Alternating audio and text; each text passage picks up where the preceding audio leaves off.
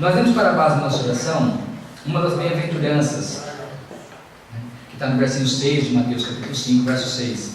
Bem-aventurado os que têm fome e sede de justiça, porque eles serão fartos. Bem-aventurados os que têm fome e sede de justiça, porque serão fartos. Traduzindo um pouquinho, felizes, que bem-aventurança é isso, né? Felizes os que têm fome e sede de justiça, porque eles serão fartos. Sempre que eu li essa passagem, vinha na minha mente, bem-aventurados os que têm fome e sede de justiça. Que nós temos uma fome para que ocorra a justiça, porque nós vemos nesse mundo muitas injustiças, né? Nós vemos inocentes pagando por culpados, nós vemos o cristão sofrendo e o mundano vivendo uma vida de abundância, né? O pecador. E sempre que eu li, eu pensava, Deus vai trazer essa justiça, mas a continuação dela, serão fartos, me intrigava. Como farto da justiça de Deus, né? É lógico que esse texto tem mesmo essa aplicação, porque Deus vai revogar todos os falsos julgamentos, né? Todas as mentiras. Deus vai revogar todo o povo de Deus que foi condenado inocentemente. Todos esses julgamentos Deus vai revogar. Mas essa bem-aventurança ela tem uma aplicação mais profunda do que simplesmente corrigir injustiças. E é isso que nós vamos meditar um pouquinho essa noite. O que é essa bem-aventurança? O que é essa felicidade, né? Feliz os que têm fome e sede de justiça, porque eles serão fartos. Não é de alimento, claro que não é de alimento, está falando essa fome e sede, porque Jesus falou que nem só de pão viverá o homem, né? Mas de toda a palavra que sai da boca de Deus. Tem uma outra passagem em Mateus 6,49, conversando com os fariseus, Jesus falou assim para ele: vossos pais comeram do maná no deserto e morreram.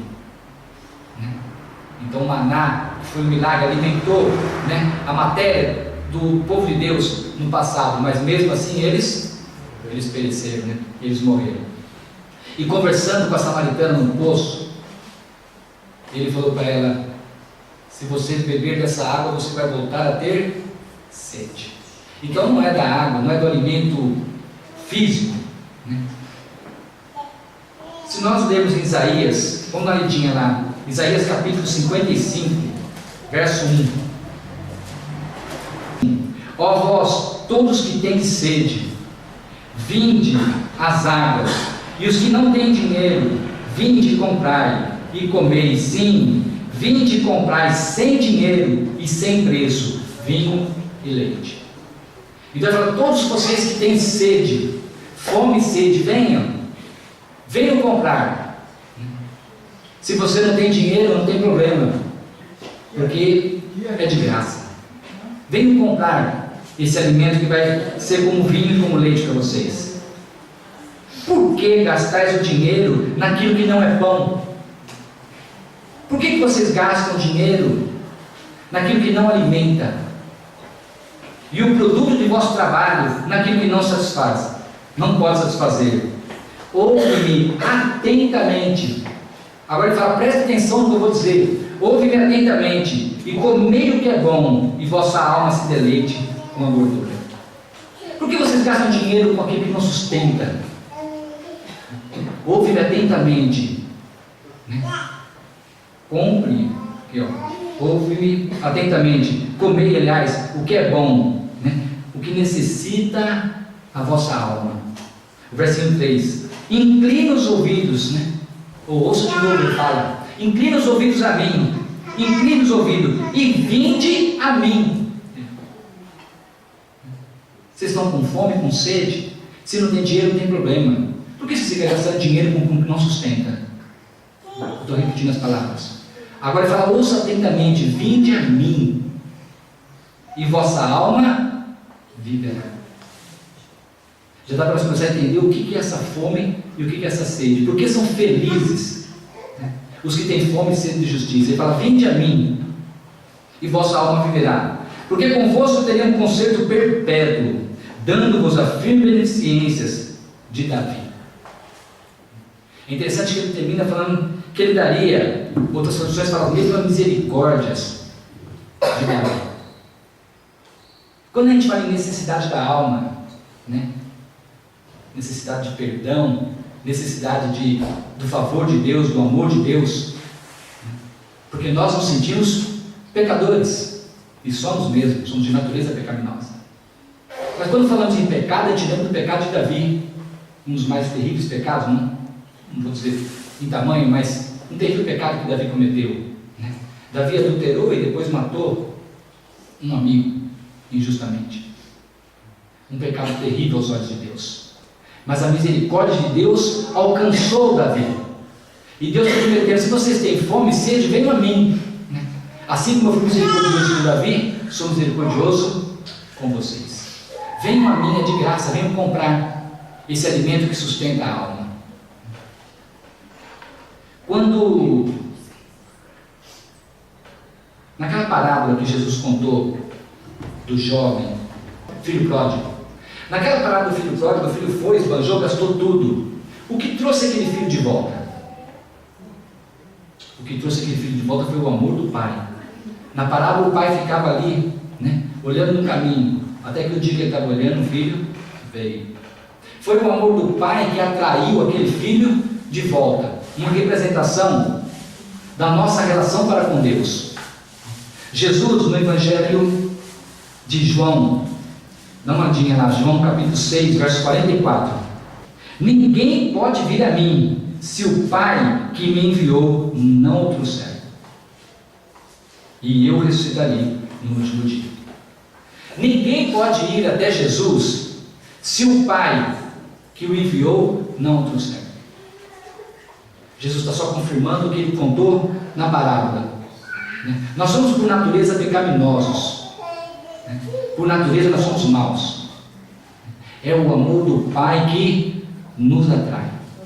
É o amor do Pai que desperta em nós o desejo de voltarmos e irmos a Jesus. Ele fala: ninguém pode vir a mim se o Pai não trouxer. No Vida no Campo, Espírito de Profecia, diz assim: enquanto o pecador está ainda distante da casa paterna, no nosso caso, esbanjando os seus bens em terra estranha, o coração do Pai, né, o coração de Deus, anela por ele. E cada desejo de voltar a Deus, despertado na alma, não é senão o terno estar do seu espírito, solicitando, suplicando, atraindo o extraviado para o amante coração paterno.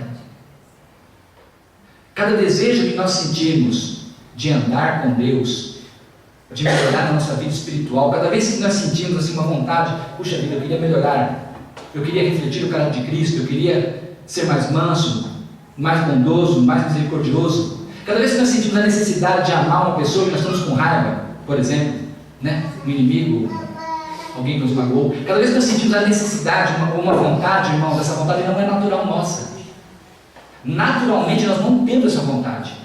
É o amor de Deus já trabalhando em nosso coração e nos puxando, nos atraindo a Cristo. Quando eu sinto vontade, eu preciso começar a ir na igreja, né? Quando eu sinto vontade de fazer qualquer coisa pela obra de Deus, é o amor de Deus trabalhando dentro do nosso coração e nos atraindo a Jesus.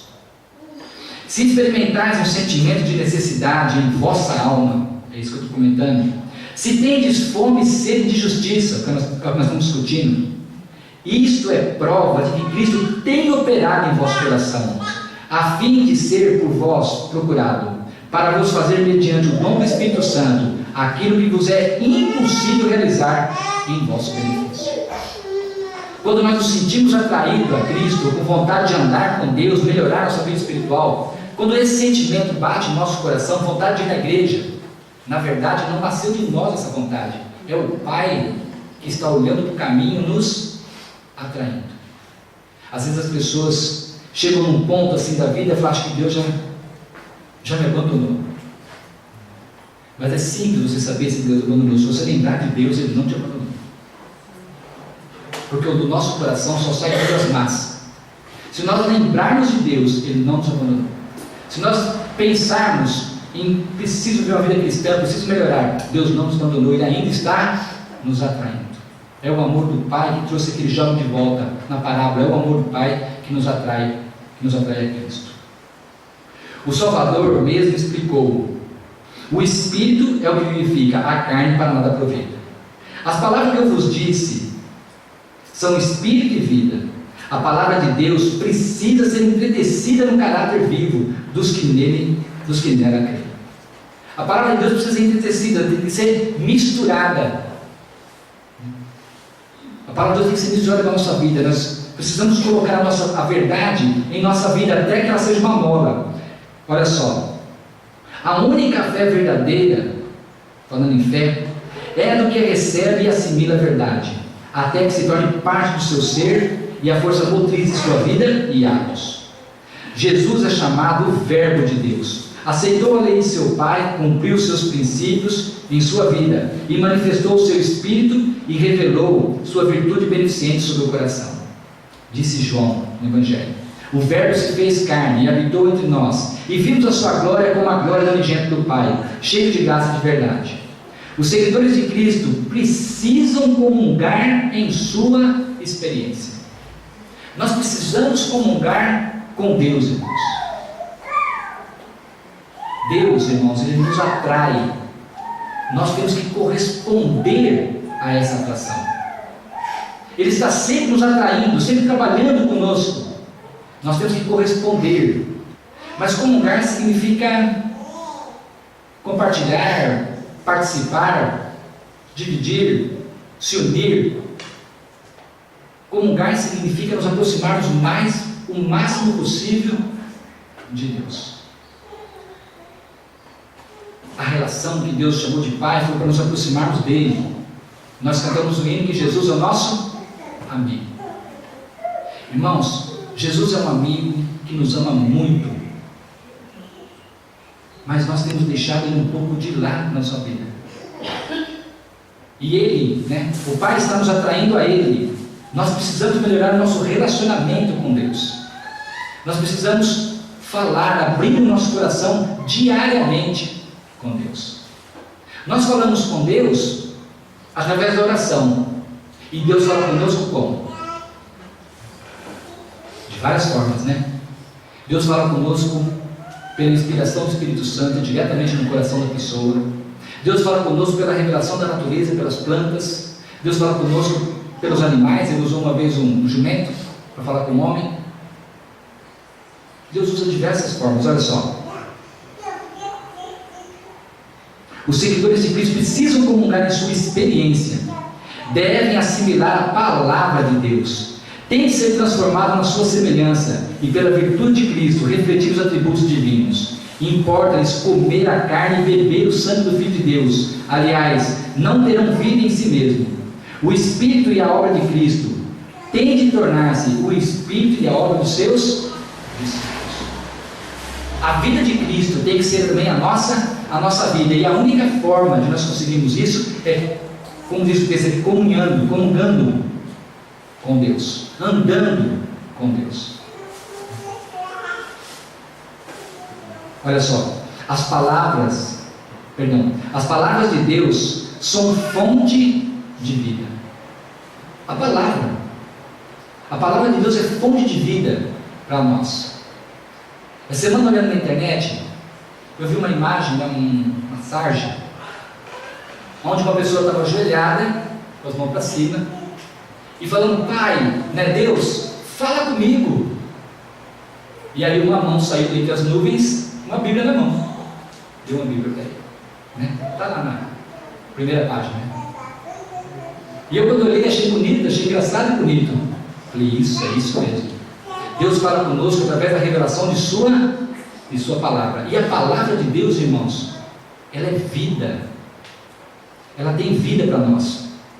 As palavras de Deus são fonte de vida. Ao buscarmos esses vivos mananciais, a vez de, mediante o Espírito Santo, ser posto em comunhão com Cristo. Quando nós lemos a palavra de Deus, seja na Bíblia, na Espírito e Profecia, quando nós lemos a palavra de Deus, nós nos colocamos em comunhão com Cristo.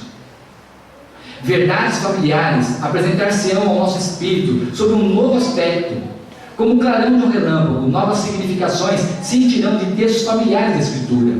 Vereis a relação de outras verdades com a obra da redenção, e sabereis que Cristo vos está guiando, que tendes ao lado um mestre divino. Quanto mais a gente lê a palavra de Deus, Verso super conhecido como nós vemos hoje. Nós temos hoje um verso que a gente sempre falou de questões econômicas, de administração, no que você gasta dinheiro. Hoje a gente viu uma conotação totalmente diferente. Quanto mais a gente estuda a Bíblia, quanto mais a gente lê ela, mais os versos vão se abrindo e mais luz nós vamos recebendo.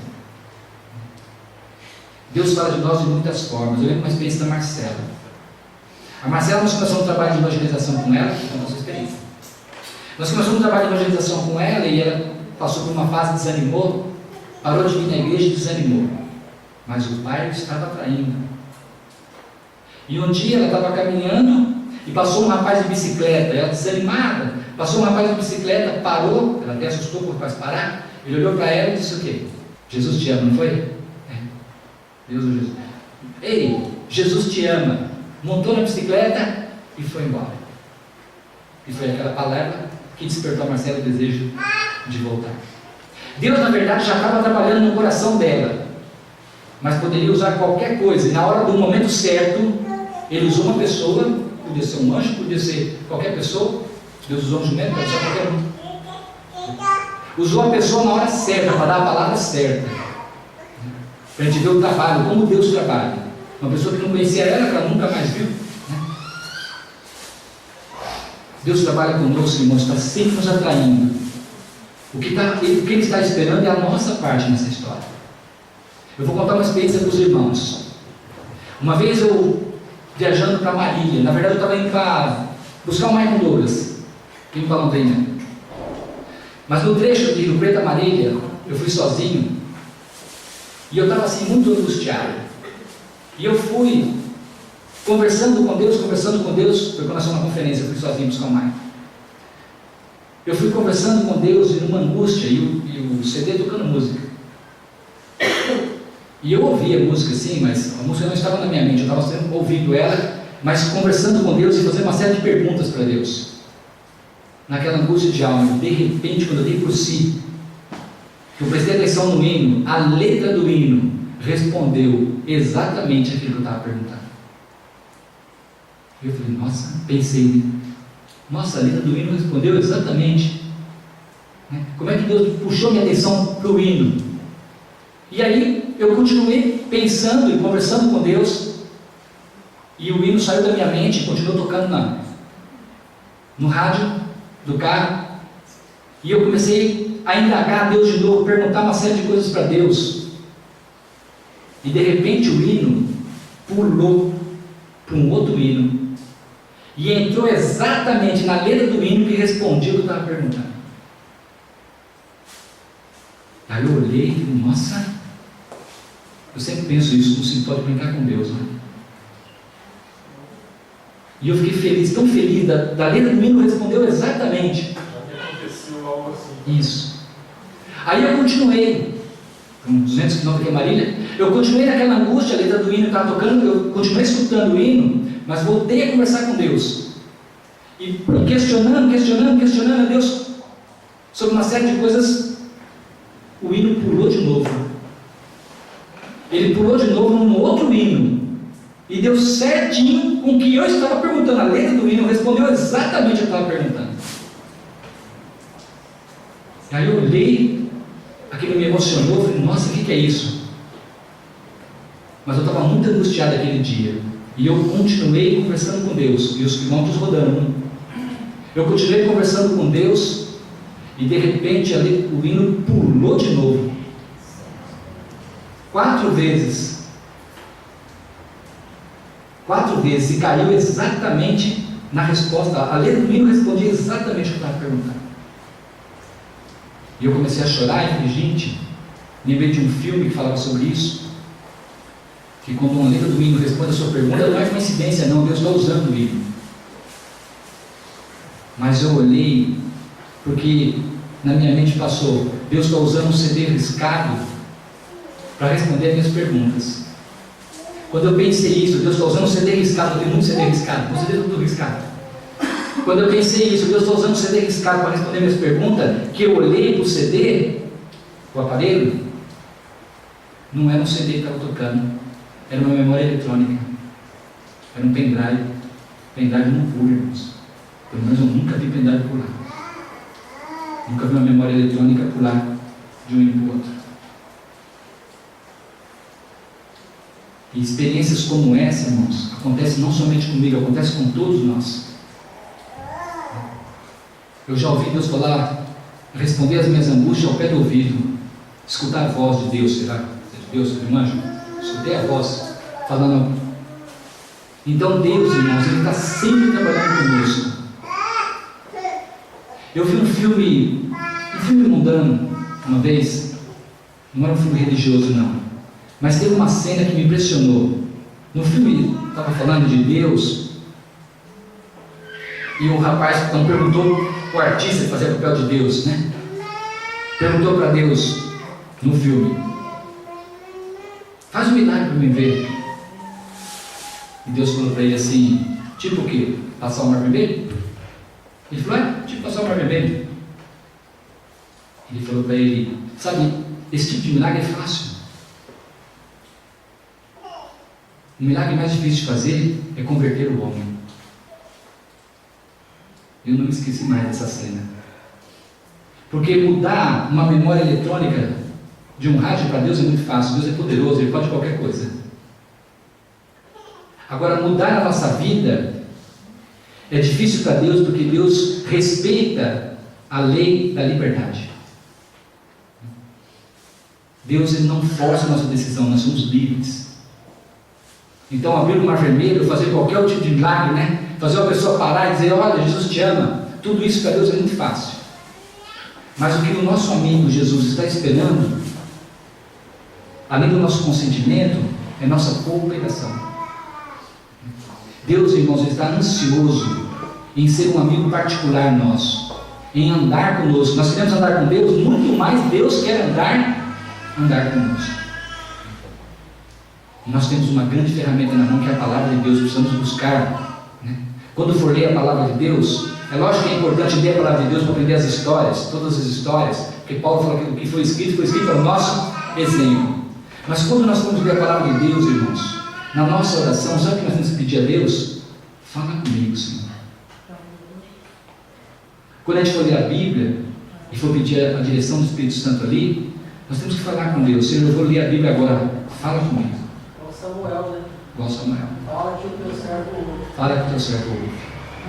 Quando a gente lê a Escritura querendo ouvir a voz de Deus, nós ouvimos, irmãos. Quando a gente abre a Bíblia não só para fazer pesquisa de estudo, mas quando abre a Bíblia para conversar com Deus, e nós pedimos: Senhor, fala comigo agora, eu vou ler. Os irmãos vão ver que em trechos conhecidos do irmão vão ter nova concepção na mente dos irmãos. E os irmãos vão ver Deus falando realmente. É isso que ser comungar com Deus. Precisamos aumentar a nossa experiência com o nosso amigo, né? Com Deus. Ao discernirmos a perfeição do caráter de nosso Salvador, e a única forma de fazer isso é lendo a palavra, havemos de desejar ser inteiramente transformados, renovados à imagem de sua pureza. Quanto mais conhecermos a Deus, tanto mais elevado será nosso ideal de caráter e mais veemente o nosso anseio de refletir a imagem. Quanto mais nós comungamos com Deus, mais nós conhecemos a Deus, mais nós queremos ser transformados, mais nós queremos refletir a imagem de Cristo. O coração que experimentou uma vez o amor de Cristo clama continuamente por mais soro, por mais alimento. Quem viveu uma experiência com Deus clama continuamente para continuar vivendo essas experiências. E comunicando a outros, recebereis mais rica bênção e abundante medida. Foi o que ele disse lá: felizes os que têm fome e sede de justiça, porque serão fartos. Irmãos, o que Deus tem para nós é muito mais do que a nossa mente consegue imaginar. Muito mais. Olha só, cada revelação de Deus à alma aumenta a capacidade de conhecer e amar. Justiça, tem fome e sede de justiça? Justiça é santidade. Justiça é lei, não é isso, Milton? E a lei é santa, justa e boa, diz o Romanos. Justiça é santidade, semelhança com Deus, e Deus é amor, João fala. A conformidade com a lei de Deus, pois todos os seus mandamentos são justiça, está escrito em Salmos. O cumprimento da lei é o amor, diz em Romanos. Justiça é amor, e o amor é a luz e a vida de Deus. A justiça de Deus acha-se concretizada em Cristo. Recebemos a justiça recebendo a Cristo. Ninguém é tão pecaminoso que não possa encontrar força, pureza e justiça em Jesus, que por ele morreu. Cristo está desejoso de tirar-lhes as vestes manchadas e poluídas pelo pecado e vestir de trajes brancos de justiça. Ele nos ordena viver e não morrer. Cristo está ansioso de tirar de nós a vaidade, o orgulho, a ambição, o que mais? A intemperança. Cristo está ansioso de tirar de nós os nossos pecados e colocar as suas vestes sobre nós. Ele está ansioso que a gente reflita o seu caráter, mas ele precisa da nossa cooperação. Em sua humanidade, Cristo formou o caráter perfeito e oferece esse caráter para nós. Todas as nossas justiças são como um trapo de imundície. Tudo que podemos fazer por nós mesmos está contaminado pelo pecado. Mas o Filho de Deus se manifestou para tirar os nossos pecados, e nele não há pecado. O pecado é definido como quebrantamento da lei, mas Cristo foi obediente a todos os reclamos da lei. De si mesmo ele disse: deleito-me fazer a tua vontade, ó Deus meu. Sim, a tua lei está dentro do meu coração. Está em Salmos. Quando esteve na terra, disse aos discípulos: tenho guardado os mandamentos de meu Pai. Por sua obediência perfeita, tornou possível a todo homem obedecer os mandamentos de Deus.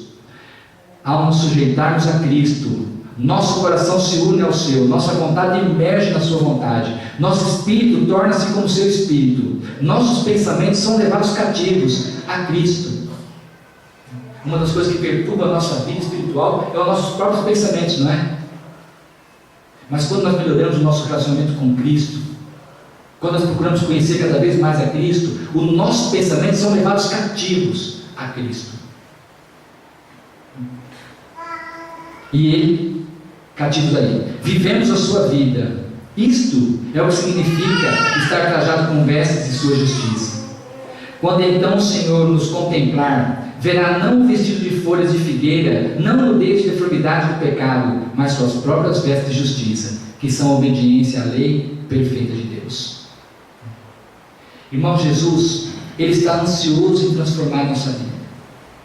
Ele está ansioso em nos usar em sua obra. Ele está ansioso em nos resgatar e nos levar para o céu. Mas Ele precisa da nossa cooperação. Nós precisamos, irmãos, porque Jesus nos advertiu no Evangelho: cuidado para que essas coisas não nos absorvam toda a atenção. Ele nos advertiu, ele sabia que o mundo nos últimos dias estaria excessivamente corrido, em busca de ganho, em busca de, que o mundo estaria, as horas parecia que estava voando. O que todo mundo fala hoje: nossa, parece que o tempo está passando mais rápido, A gente escuta isso de todas as pessoas. Nossa, parece que quando eu era criança demorava mais, o tempo está voando. Está mesmo, é tanta coisa na mente. Satanás inventou tanta coisa para nós pensarmos que o tempo está realmente voando. Mas Jesus disse para nós: cuidado para que isso não nos absorva toda a atenção. Precisamos tirar tempo para ler a Escritura. Precisamos tirar tempo para meditar na sua palavra, conhecer a Deus, conhecer a Jesus. Isso é comungar com Ele. Quando Ele fala que nós vamos ser fartos, é uma realidade. Se nós buscarmos a Deus, irmãos, Ele tem uma fartura inimaginável, mas a gente não consegue imaginar, de bênçãos sobre nós, em nos transformar mansos, humildes, pacientes, benevolentes, em todos os frutos do Espírito. Que Deus possa nos abençoar, irmãos, que nós possamos tirar tempo para ler a Sagrada Escritura. Não ler, como eu disse, só meditando, mas para conversar com Deus, ter um relacionamento pessoal com Cristo. É o meu desejo para todos. Amém.